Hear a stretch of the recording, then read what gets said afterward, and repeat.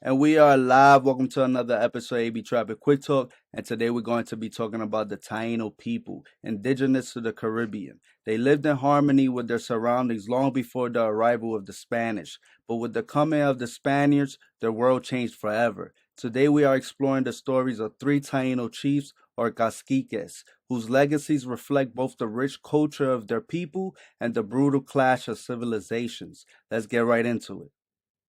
Arasibo. Arasibo was the respected cacique of a Taíno tribe in what is now Arasibo, Puerto Rico. His people lived peacefully by the Rio Grande de Arasibo, cultivating corn and harvesting fruits like papayas. Arasibo was known for his love of collecting animals and birds, reflecting the deep connection his people had with nature. However, in 1515, everything changed. The Spanish crown gifted the lands of Arasibo to a Spaniard named Lope Conchilos. His Representative Pedro Moreno arrived in Puerto Rico and found Arasibo and his tribe still living in their ancestral home. But instead of coexisting, Moreno enslaved the Taíno. Within a short time, Arasibo and his people perished, victims of cruelty and the collapse of their world. Guamá.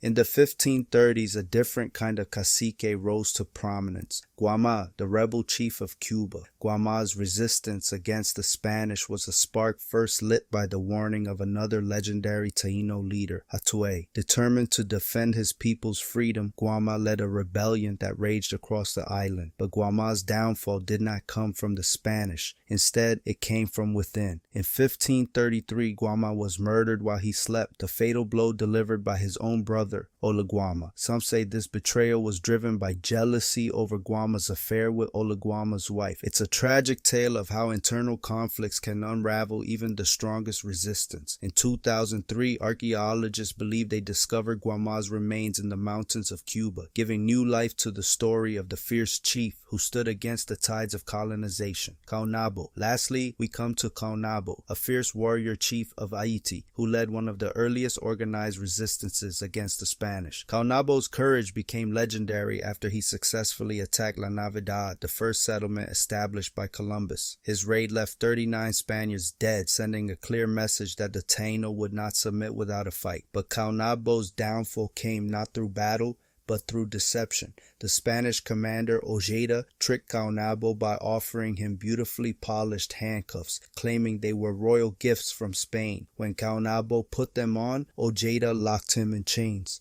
Caonabo's capture sparked the first major uprising by the Taíno, led by his brother Manicatex. But despite their bravery, the Taíno warriors were no match for Spanish cavalry and gunpowder. Thousands were defeated, and Caonabo was eventually sent to Spain, never to see his homeland again. He died during the voyage, his body cast into the sea, another casualty of the ruthless conquest of the New World. The stories of Arasibo, Guamá, and Caonabo are but fragments of the rich history of the Taíno people. Though their lives were marked by tragedy, their legacy endures, reminding us of the resilience of indigenous cultures in the face of overwhelming odds.